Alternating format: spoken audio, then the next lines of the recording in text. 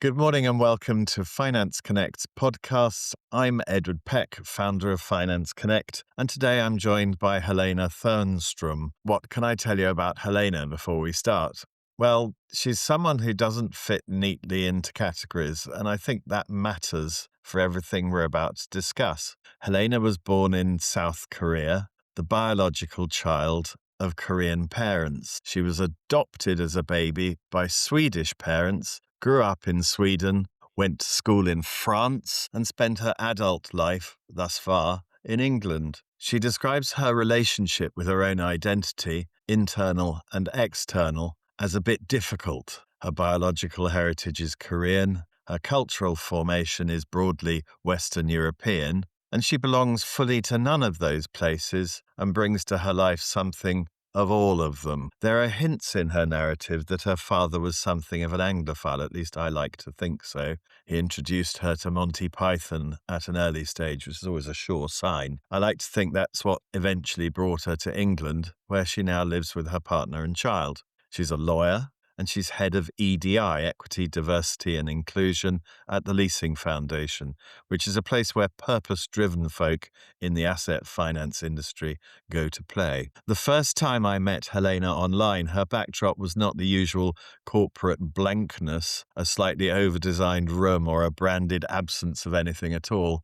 It was an image from Roe versus Wade, the 1973 ruling that prohibited individual US states from banning abortion in the first trimester, the ruling that Trump's Supreme Court then overturned in 2022, enabling a complete ban or severe restriction, at the very least, in access to abortions in 21 states across America. So that backdrop told me something about who I was dealing with. So Helena, welcome. I wanted to start with a question I've been turning over in my mind. You're a trustee of the Marine Conservation Society, which is presumably motivated, at least in part, by your concerns about what we're doing to the planet. You lead the Leasing Foundation's EDI work, which reflects concerns about how some people in society are being treated. And your legal career, mostly recently at NatWest, took you deep into things like consumer duty and the Consumer Credit Act,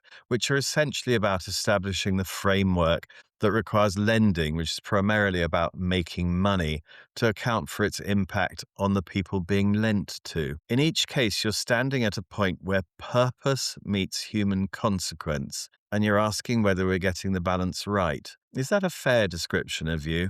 And what keeps pulling you to that place? Thank you so much, Ed, for that really warm introduction. I'm very impressed that you remember about the backdrop of Roe and Wade. So thank you for that, and thank you for having me. I think that it is probably a fair description. The honest answer as to why I'm being drawn to what is probably quite complex, quite difficult subjects, the honest answer is I really don't know.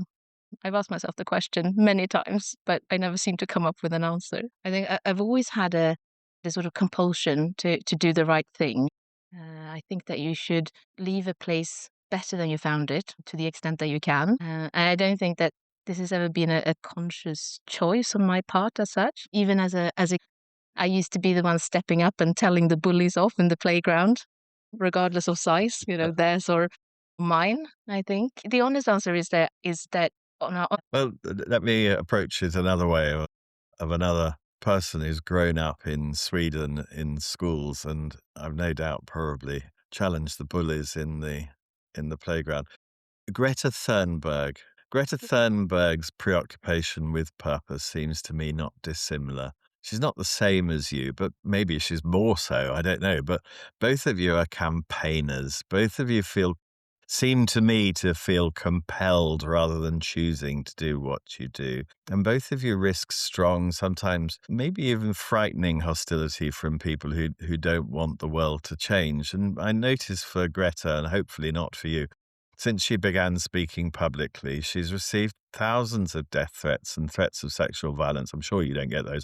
So severe that the police and she has her own specialist security teams on hand to protect her. For Greta, I read recently, it was a British businessman when she was sailing to New York to avoid flying and, all the damage to the environment that Mhm. does. The British businessman tweeted, "Freak yachting accidents do happen in August," which seems funny on the face of it, but less when you reflect on it.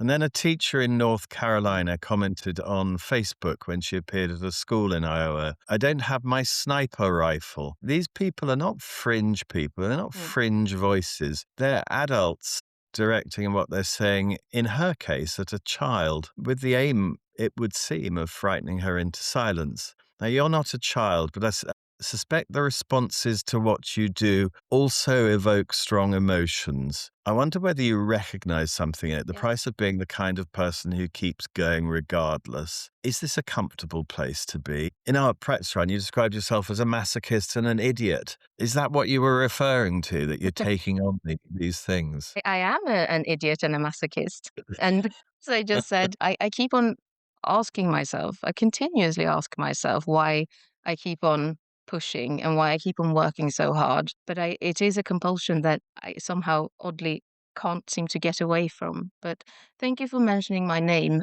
in the same sentence as Greta Thunberg. She's a great hero of mine, and I admire her courage and bravery enormously. For me, I guess if you want to push for a cause which is not universally accepted, I think that you need to accept and I think you need to come to terms with the fact that you are going to lose far more than you're going to win. And doing this kind of work is I mean, it's like completely Sisyphean, right?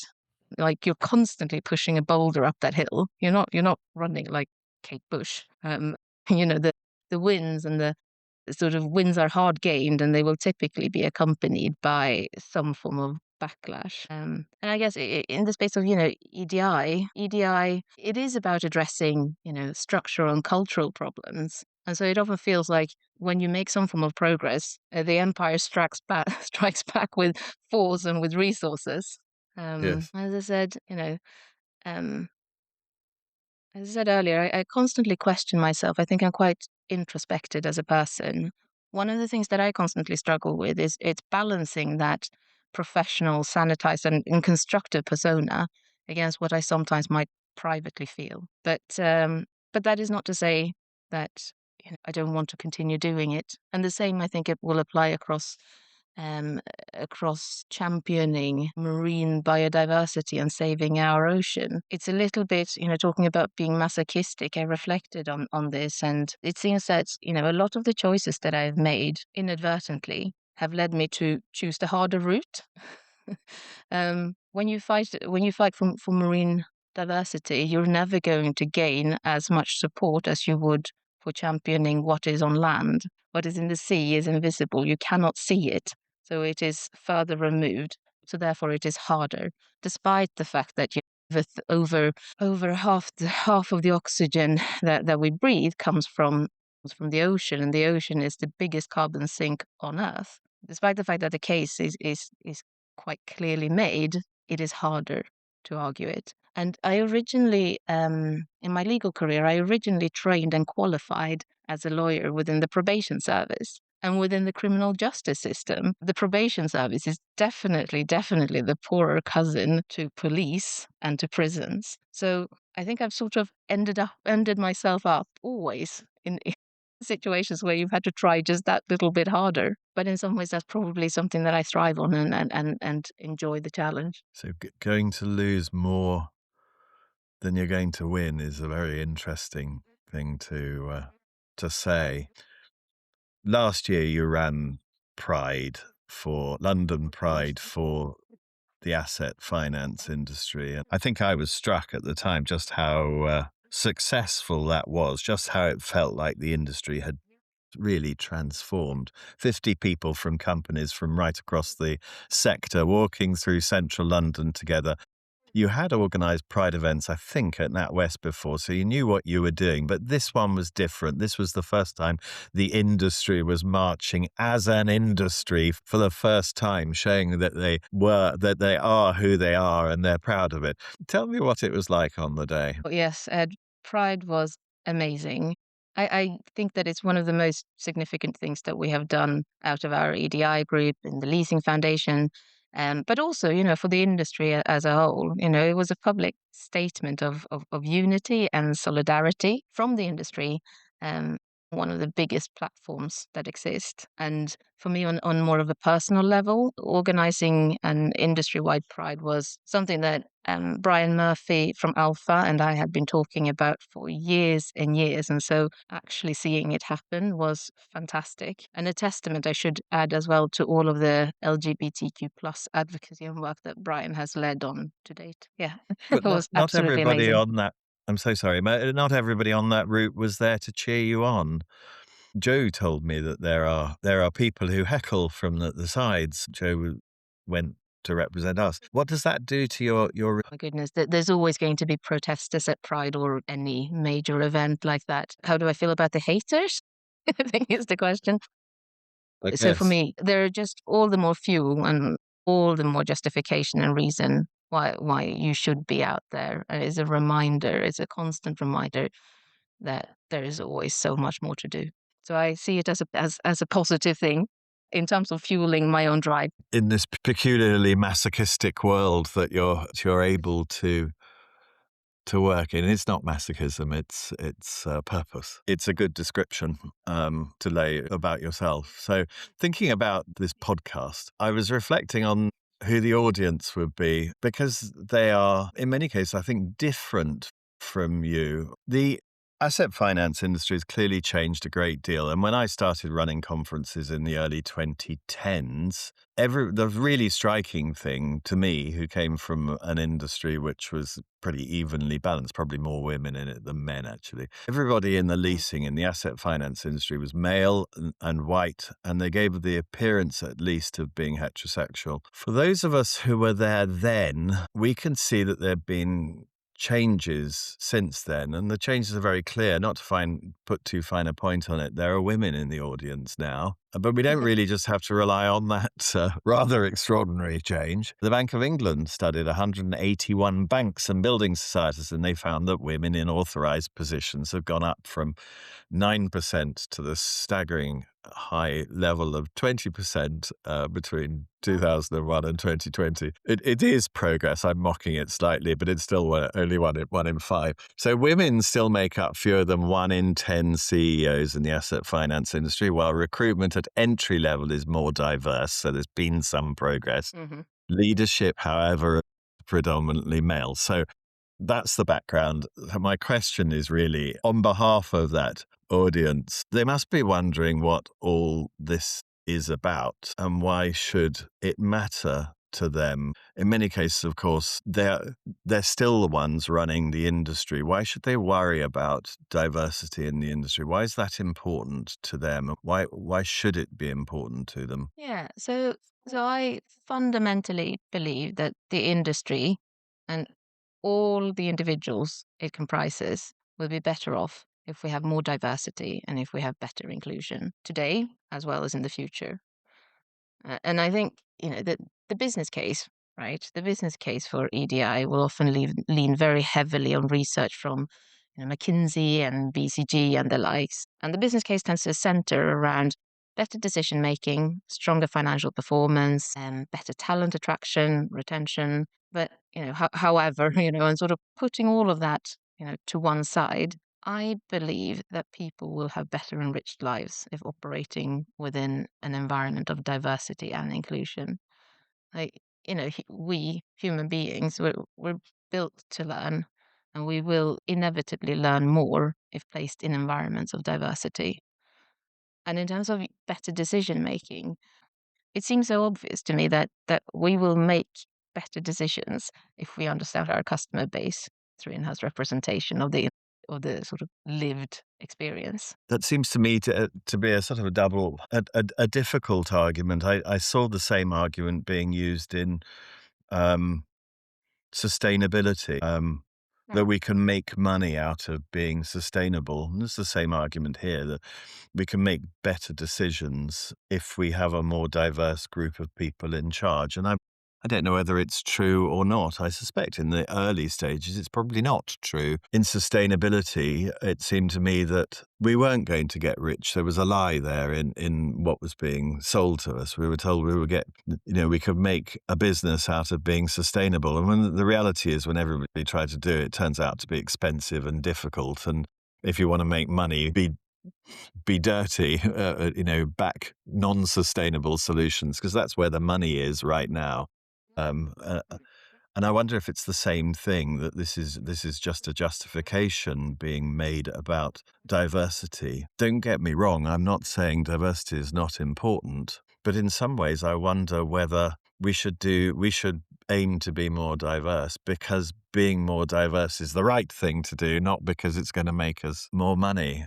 Well, I think that some will no doubt be able to make money out of it, others not. I think it will depend, right?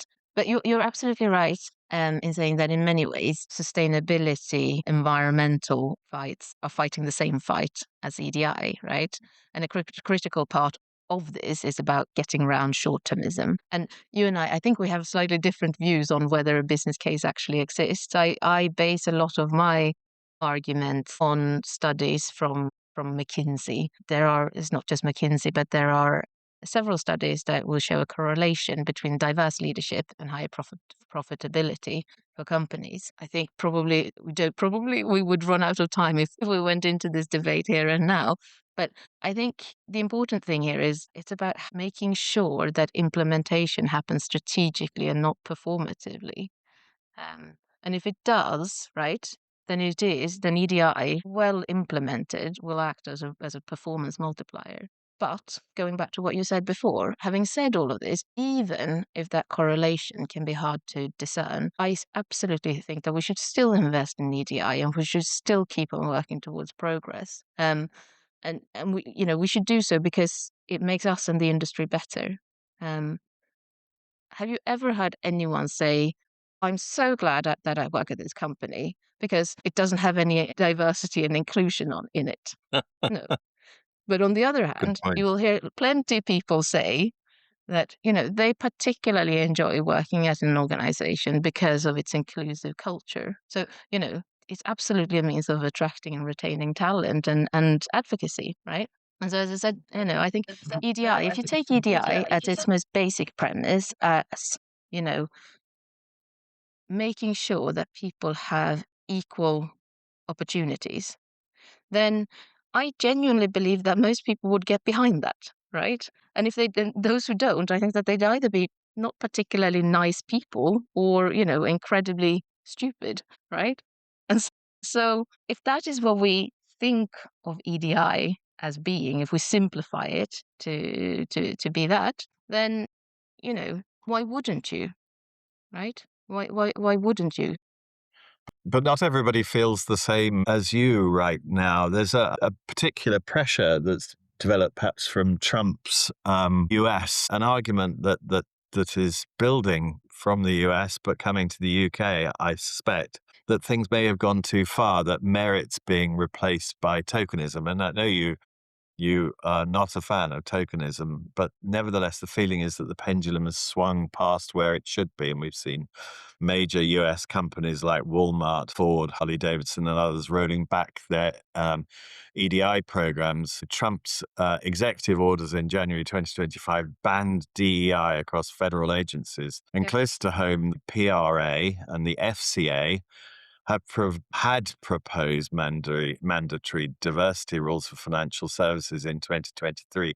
And then in March of this year, they quietly dropped them. Is any version of the gone too far argument worth taking seriously in your view, or is this simply regression dressed up as correction? Yeah, so the gone too far is a really important point, and I, I think I think the gone too far argument is a sentiment, sort of also, rather sorry.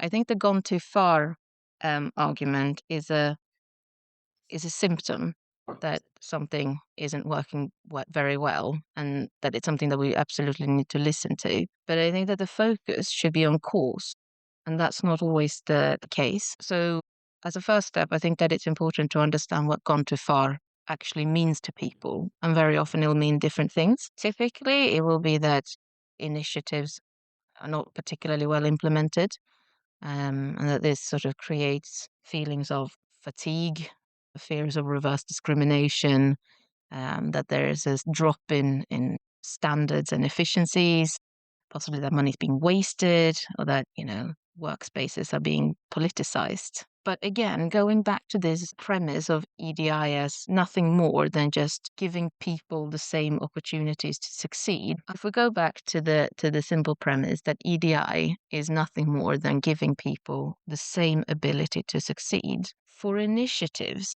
to succeed, to actually succeed, they need to go deeper than they often do, and they can't be performative or tick box exercises, right? So EDI needs to permeate all the aspects of and all the layers of an organization, and they need to become part of the culture. So that, desire to give everyone equal opportunities can't just be one rule, or it can't just be one program. It needs to look at the full picture. Does that make sense, Ed? Yes, it does. So I think you're saying is that this isn't a failure of direction. The reason why you get these objections is a failure to execute it. The transition to a more diverse world, to execute it well, and it's things like tokenism that can get in the way. You didn't use the word tokenism; you used a different word. I can't now remember what it was. I think that's what you're saying. Is that right? Yeah, so if data continues to show that people do not have the same opportunities, and if data continues to show us that, some animals are more equal than others, then I don't think that you can say that things have gone too far, only that things haven't gone well. Got it. Okay.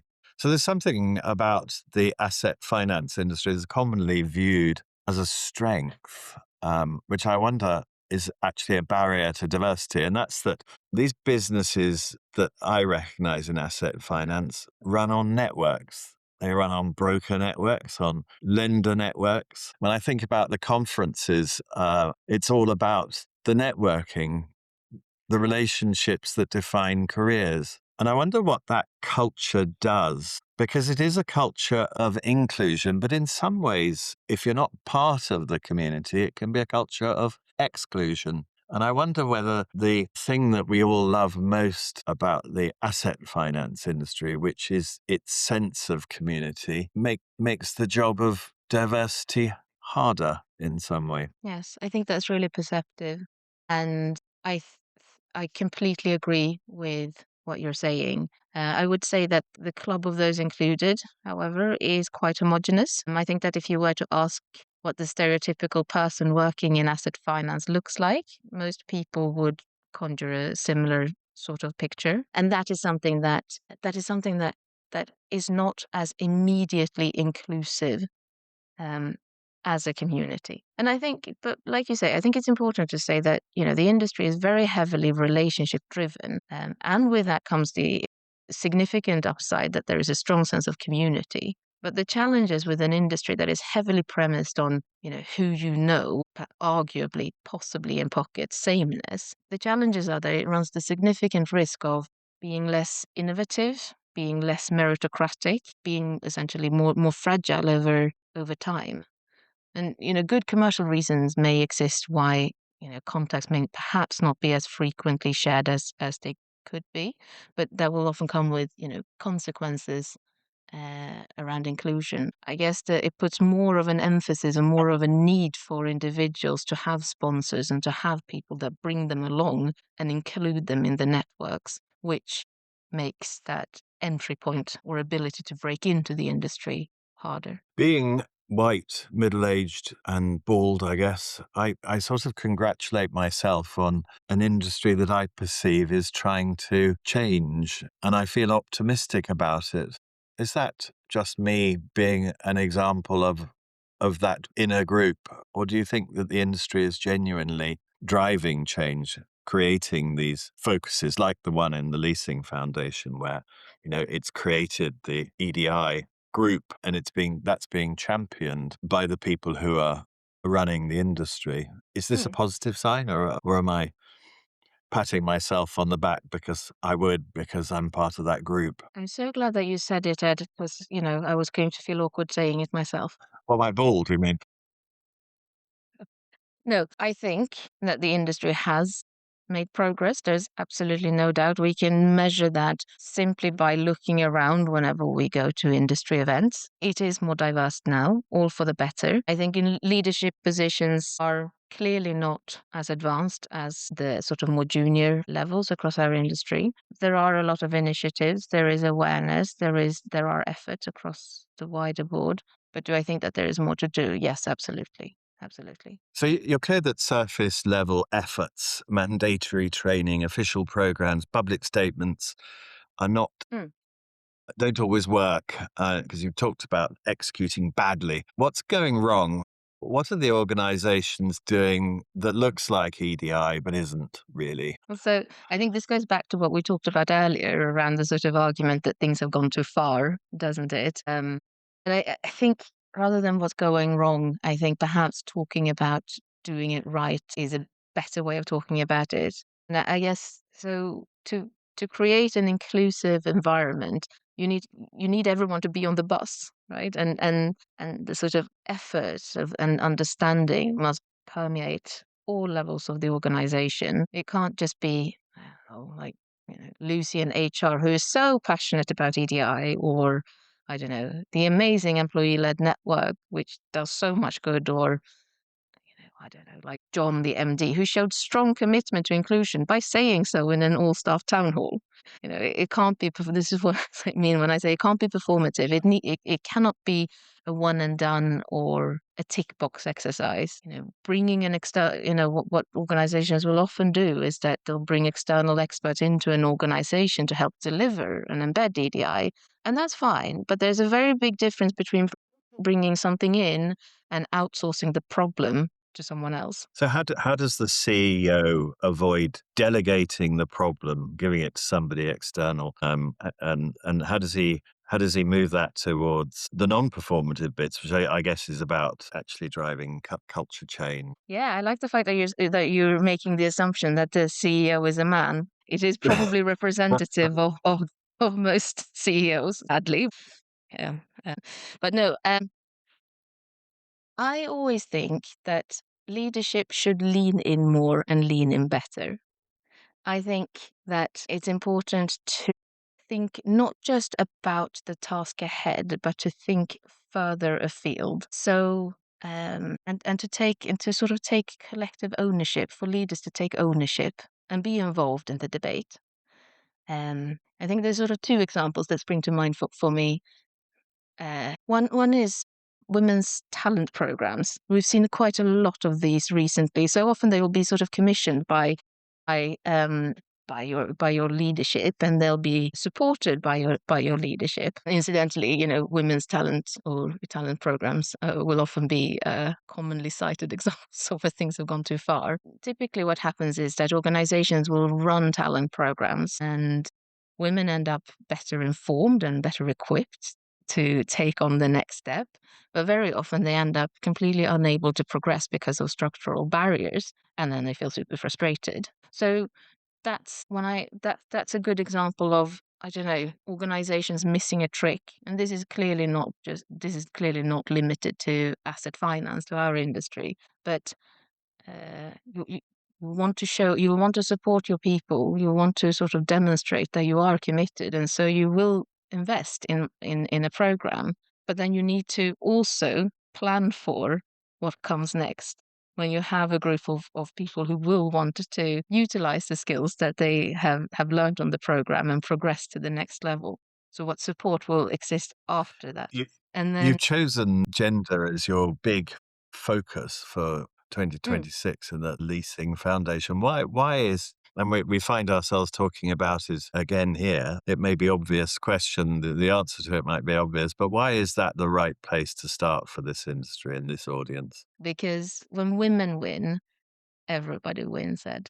Women are the largest underrepresented group in the world, in spite of the fact that marginally there are more women than men. And we all have women in our lives, and women are the most readily accessible entry point into understanding what the experience of not being heard or what feeling like you don't belong might result in. And Is in there my any research on this? what the barriers are. I think you said to me that you felt there was very little research into gender and asset finance specifically. Oh, goodness me, yes, absolutely. So we're about to launch a gender program within the Leasing Foundation. It will happen in the month of March, and we've done a lot of sort of work in the lead up to this, and there is no real research or no real insight into asset finance. And I was sort of searching for some, and the only thing that came up was an event that we had previously hosted within the Leasing Foundation.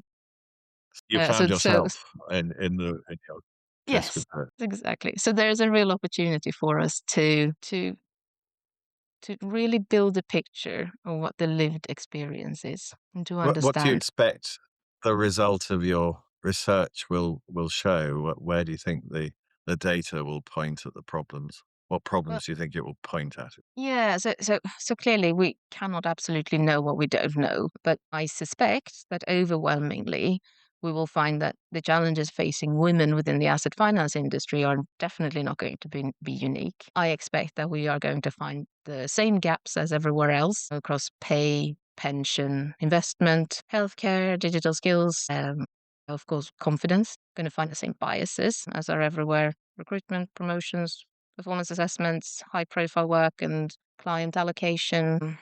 I think that we're also going to find the same, you know, multitude of challenges and issues that accompany care responsibilities, which are overwhelmingly shouldered by women. And I also think that we're going to find the same issues surrounding bodily autonomy. And so this goes to, I think, what I said before around EDI. It's about solving structural and cultural problems, but importantly, there's currently nothing out there to support this, as we say, and the differences will absolutely exist to weight and experience across the many different facets and the different roles and functions that we play in the industry. So it's really about understanding where the real pressure point sits within our industry, right?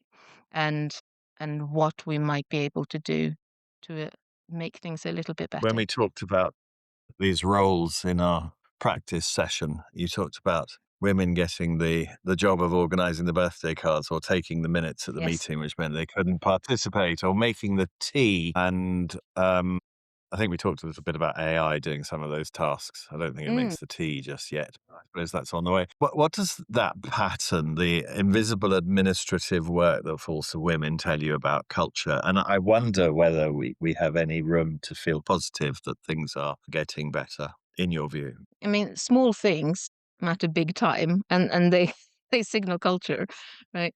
And you've touched on something which is such a pet peeve of mine: that women are typically expected to do the administrative and the organizational work, which goes unnoticed and unrewarded most of the time. So it is that sort of birthday cards, leaving do, Christmas parties, team lunches, etc. These sort of things that will rarely appear sort of as part of appraisals, and they are time consuming and they are stressful. So I'm really not sure that it's a conscious decision, or a value statement of someone delegating these tasks. But I think that the default, it is the default that women will do this, and that there's a universal belief that women are better at these sorts of things. But even if that was true, time consuming and stressful tasks that need doing should surely be equally shared, right? And I think that things are better again, but these sort of things, these everyday things happen all the time. But you mentioned Okay. sort of using AI and taking minutes. This is something that fills me with some hope, because women would typically, historically, always be the ones would be the ones being expected to take meeting minutes or notes. Whereas now, of course, we can record a call or a conversation. We can get summaries being produced for us. That is good, because that means that women will be able to lean into the conversation better, will be able to focus, and will be able to participate better. And I think that technology will bring us lots of opportunities to make things more equal. Okay, so you're a governance specialist. That's what you're doing in the Marine Conservation Society. We've talked a bit already about uh, what businesses need to do in order to take EDI seriously. How do they get the governance in place to make sure that what's happening, it really leans into what needs to happen as opposed to just deals with the superficial EDI at a Yeah. superficial level? Yeah, no, absolutely. As I said before, is that EDI, it needs to be embedded into the, the very fabric of the organization, and that includes its governance, its structure, its policies, its processes, and that means that you need to really think hard about responsibility and accountability, and that collective ownership of it. You need to make sure that you measure things, that you think about, that you measure things, that you continuously measure things, that you think long term, that it's not just a one and done job. It needs to sit through everything. And I would say that there are very few policies that does not have some form of angle into EDI one way or another. And so it's different organizations will have different governance structures and different practices and different issues to manage. Absolutely. It shouldn't just be about ensuring that you have a blind recruitment process or that you do yearly EDI training. We know that that doesn't necessarily work very well, but it should be about thinking how EDI fits into your very structure of your organization. Okay. So Pride 2025 was the first time the industry marched together. You're already planning Pride 2026. I know because I've got the promotional stuff has come through. The Mhm. Leasing Foundation Gender Initiative starts on 17th of March. And these are all big, visible public acts, but they're not the whole picture. What is the harder, less visible work that needs to happen alongside all this? The work that doesn't make a sort of a good photo, that's where the real change either happens or doesn't. What it is it the big thing that's going to make the difference? Do you think? I think that the thing that is going to make the biggest difference is empathy. And so it's human. So it's people. People are going to make the biggest difference. And it's people acting empathically towards others that is going to make the biggest difference. So that is everything from people checking in with people. That was something that we kind of learned how to do during COVID, right? I don't know that we're as good at anymore. It's about people taking the time to listen. Again, something that I think we can all do a little bit more. And that doesn't just mean, mentoring or sponsorship or making sure that those sort of things are in place, but it goes into the full experience. How are we running our meetings? Are we circulating the agenda in advance? Are we running our teams with consideration for both extroverts and introverts? Are managers feeling confident in how they hold conversations across the spectrum of circumstances that may affect a person? Do we have resources readily available for people to seek support or knowledge if they need to? And all of this, for me, it's about sort of being empathetic towards your fellow being. Putting yourselves into the shoes of others can be really difficult. I know that's the sort of expression, but I think that can be very difficult if you don't even have a starting point. But talking to people, being empathetic, that is the best way of learning and starting that journey. Okay, so I had two final questions. The first, I think I asked you before and you dodged it, so I'm going to ask again. Dear, oh dear. That first question, are you optimistic? And the second one is, so I'd like to answer them together, but not dodge the first one. If there's one thing you want the people listening to this podcast to take away, what would that be? So optimistic and takeaways are the things that I'm asking about. Are you optimistic? Do I feel optimistic? I think it depends a little bit on how you measure success, right? I mean, I think figures will vary, but we're not expecting gender parity to happen for another 150 years or so. That feels like a really long time. It feels the current climate is challenging, and the sort of hard fought wins sometimes feel a little bit fragile. But having said that, I think, I absolutely believe in the next generation and that their values around inclusion and individuality are far better part of, their culture and the sort of generational psyche than it was ours. So I guess I'm very hopeful for the future, and I believe that the next generation is going to do better. I genuinely do. In terms of my So call to action, I hopeful guess enough. I would encourage people to sort of think about what you can do differently. It's a relatively small ask, and perhaps, yeah, perhaps a bit cliched, but everyone can do something, and the biggest impact that a person can have is going to be completely individual to them. So think about what you can do differently. Helena, thank you very much indeed. I want to end with something that Helena said right at the beginning of our conversation because I think it's important and it gives some insight. Helena said she's losing more than she's winning, significantly more. She said that this work is not always something the industry thanks campaigners for addressing, that it doesn't always go the way campaigners hope, but Helena feels it's important to keep going anyway, not because she's calculated that the returns justify the effort necessarily, but she feels compelled to do it because she believes she should leave things better than she found them. We spent this conversation circling a tension that I don't think that we have resolved, and I'm not sure we should. The tension is really between what Helena is trying to do, which is to change a culture, and what businesses are built to do, which is to make money. The people who tried to align profit and purpose in the sustainability debate made, I suggested, a strategic mistake, which is that they claimed the two were always aligned and compatible, where I think they aren't.